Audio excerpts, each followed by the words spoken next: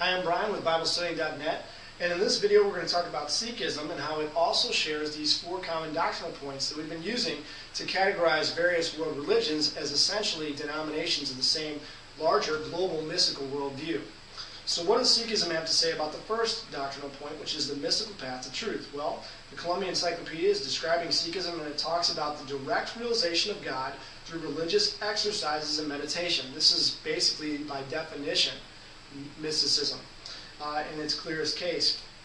Next, Britannica describes Sikhism and how it can be described as the way of Nama, and that Nama stills the wandering mind and induces a superconscious stillness, and it opens the gate of the body, the 10th gate of the body, and through this enters divine light, and thus a person attains the state of bliss. So we're talking about opening a gate inside the body, that light flows into the person, and we attain a state of bliss, and that this also involves superconscious stillness. This is, again, by very definition, mysticism. The next doctrinal point, the one that is all, what do we find Sikhism has to say about that? According to the Columbia Encyclopedia, of course, as we said earlier, Sikhism is a heterodox combination of the teachings of Bhakti, Hinduism, and Islamic Sufism. Sufism is the mystical version of Islam, so you have mysticism both on the Islamic side and the Hindu side for Sikhism, and so we have some further evidence for the mysticism of Sikhism there. Britannica states also that Sikhism maintained that God, though known by many names and beyond comprehension, is the one and only reality, and that all else is illusion. This is identical with what we see in religions such as Hinduism and Buddhism, and particularly Taoism as well. Next, Britannica says that the divine name, according to Nanak, who's one of the gurus, the Nam encompasses the whole of creation, everything outside the believer and everything within him. So the divine name encompasses all of creation, both inside and outside of the believer, and that God is beyond, is the one and only reality. Everything else is illusion. And so you have there a composite picture of the idea of the one that is all, that we all participate in, and this life down here is an illusion, and only God is true reality, and He is both within us and beyond us and encompasses all things. Next, the doctrine of reincarnation in Sikhism. Britannica says in articles on Sikhs and Sikhism that Sikhs accept the cyclic Hindu theory of samsara, birth, death, and rebirth. And Britannica states here that Nanak taught all people are subject to the transmigration of souls. So Sikhism definitely agrees with the doctrine of reincarnation. Salvation. How do they define salvation? Well, according to Britannica, human birth is the one opportunity to escape samsara and attain salvation. So salvation is escape from life in this world. Next, according to Britannica, we find that Sikhism, the sole and sufficient means of liberation from the cycle of rebirth is meditation on the divine name. One of the divine names is Akal Purakh, and the believer passes into a condition of perfect and absolute union with Akal Purakh through through meditation. And so mystical experience bringing you into union with the divine, and definitely an idea of escaping the physical world, escaping transmigration of souls that imprisons us in the physical world, to union back with the divine being.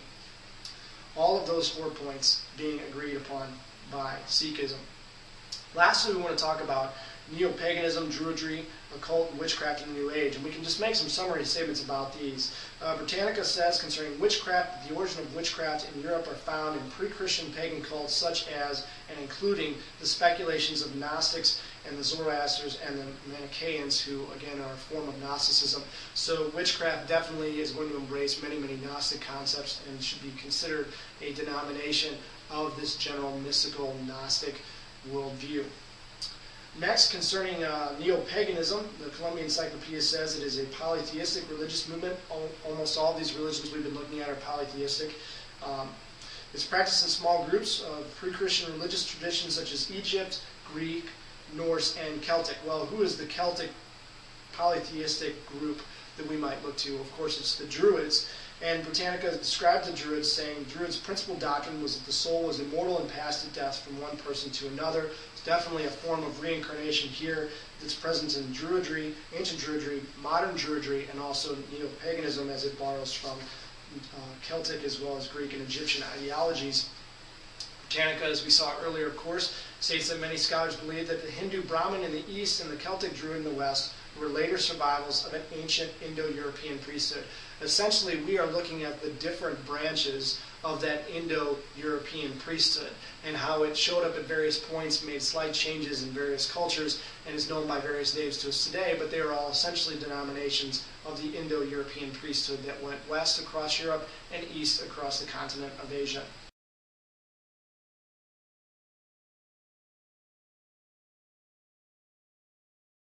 The New Age movement is what we're going to talk about next, and what do they have in common concerning these particular points. Britannica describes the New Age movement saying the movement's strongest supporters were followers of modern esotericism, a religious perspective that is based in the acquisition of mystical knowledge and that has been popular in the West since the 2nd century AD, especially in the form of Gnosticism. Concerning its origins, it's said to come from Madame Helena Blavatsky, founder of the Theosophical Society, who announced the coming of the New Age. She believed that Theosophists who embraced Buddhist and Brahminic notions as reincarnation. And so you have both Gnosticism, mysticism, Buddhism, Brahmanism, and reincarnation all being mentioned here. And when we ask about the New Age, we can definitely say that they fall into this category of simply being a denomination, a modern denomination of this larger worldview with many of the same common beliefs. At the beginning of this study, we talked about agnosticism, we talked about deism, and we talked about atheistic naturalism, which asserted that there was either no evidence for God or that everything that had happened in history could be explained by natural forces and natural laws. And we've seen now that, in fact, there is sufficient evidence, more evidence, in fact, than we have for any other ancient historical figure event, that there is information about what God is like, and that there is was divine intervention in history at various points. So those conclusions have been proven false. But beyond that, we've also been talking about this question of which religion is true, because there are so many different claims. And what we see is that rather than this idea that there are many, many religions in which we have to decide and kind of analyze their different claims and look at the evidence, that really what we have is only essentially 3 different sets, 2 or 3 different sets, really. We have, on the one hand, what we can call a Eurasian, polytheistic, pantheistic mysticism, and on the other hand we have evidentiary religions such as Judeo-Christianity, and we talked about how Christianity was from its onset just a sect of Judaism. And then in between there we have some things that are sort of hybrids like Islam, or like Babism and Baha'ism, which are effectively an outgrowth of Islam. And so you're really just contesting between these 3 different perspectives. And in particular, when we compare Judeo-Christianity with Eurasian pantheistic mysticism, we find that Judeo-Christianity just so happens to offer the exact opposite conclusions as the claims made by this pantheistic mysticism. Pantheistic mysticism says there is the one that is all. Judeo-Christianity says that instead God created the world and is distinct from it. Where the pantheistic mysticism talks about reincarnation, Judeo-Christianity says that men are born once, we die once, and then we face judgment. When it comes to the idea of salvation, the pantheistic mysticism says that salvation is escape from imprisonment in this physical existence. And Judeo-Christianity says no, that salvation is about resurrection so that we can live forever in this physical existence here on earth with God. So you have the opposite set of conclusions, but when it comes to the evidence, Judeo-Christianity says, here's reason, here's evidence why you should believe this. And that evidence is preserved far surpassing any other historic ancient figure or event that we have on record. And on the other hand, the opposite conclusions, when it comes to asking you to believe that, the response is, we don't have any evidence. Our preservation is less than Christianity. It's poorer than Christianity. It's more recent than Christianity. And really, you shouldn't look at evidence anyways and don't consider these things rational anyways, because that's not how you come to these conclusions. So between those two, for the person who approaches life rationally and objectively, Judeo-Christianity is the only religion that you can look at that offers you evidence for its claims. And that's basically where we've arrived here at the end of this study on comparative religions. And I hope it's been beneficial and informative for you, and we have lots of other resources and references on the website, and I hope you'll come back and visit us again at BibleStudying.net.